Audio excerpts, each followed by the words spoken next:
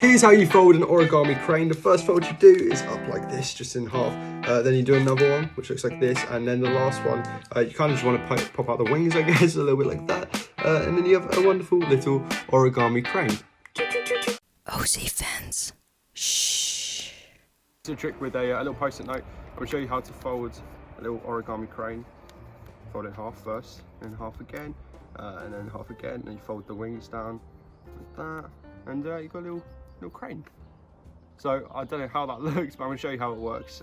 Anyways, there's two post-it notes, one of these, and there's no gimmicks, right? It just kind of works because the post-it note's sticky. And I'll show you what you need to do to stick it out in a minute. There's a slight gimmick. Anyways, first thing is this little crane. There's a whole bunch of tutorials on YouTube on how to make a little origami crane, and you just want to get a post-it notepad and make one of them. Make sure you fold the sticky part on the inside, because otherwise there'll be like a sticky part on the outside and it'll get covered in dirt or whatever.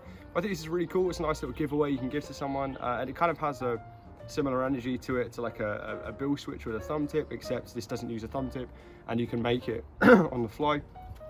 There is something which I do to sticky notes which isn't necessary, and I guess you could kind of say it counts as gimmicking the sticky notes, but I only do this to make this a little bit easier for me, which is to take a sticky note, and basically we're just going to make it smaller. So fold it in half once,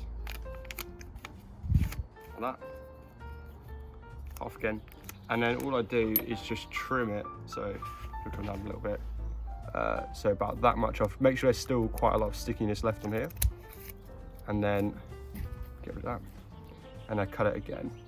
Now alternatively, you could just use a smaller sticky note pad, but the reason I don't is because I use these sticky notes to make the origami bird, so that's why I'm using the same ones, but you could just use a smaller pad, whatever. And the reason I trim this down is because when I fold it in half as like the last kind of reveal, I want it to stick to the inside of my finger and kind of be covered by the whole of my finger ish, because that gives it a really nice clean display. And also if there's like a tiny little corner covered, it doesn't really matter because this whole thing masks it. That's kind of the main plot of this, is that it's all folding down, but I'll show you how it works anyways. So you take the origami bird, fold it up. This would be unfolded, something like that.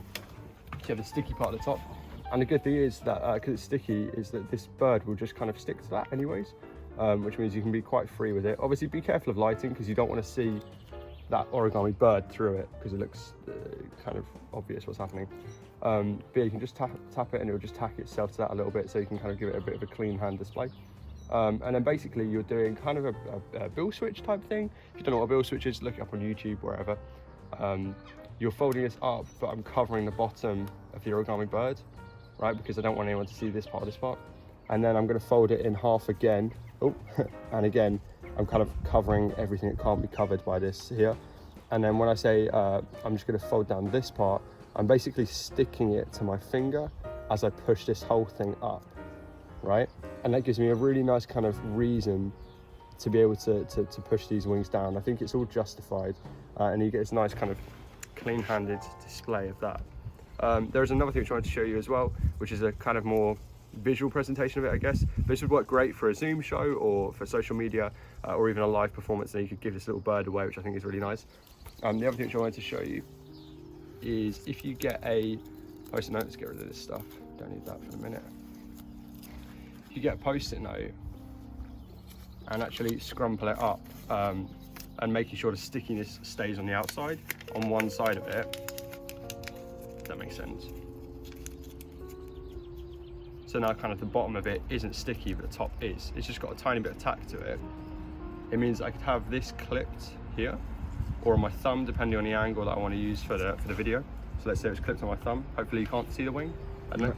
So for social media, you can take this scrumpled up post-it note and then attach it to your palm there as you drop this, which means you get this kind of really nice visual moment of it changing. So I'll show you kind of what it would look like from the front.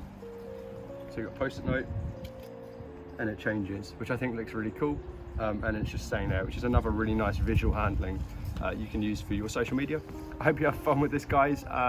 If you come up with any other handlings, I'd love to see them as well. Be sure to tag me in your videos, as always. Just drop at @OZFans somewhere. No need to put like, oh, this was created by Luke, because I don't want anyone to see that. Just put hashtag #OZFans or @OZFans, or send it to me, just so I can see it and share it on the account.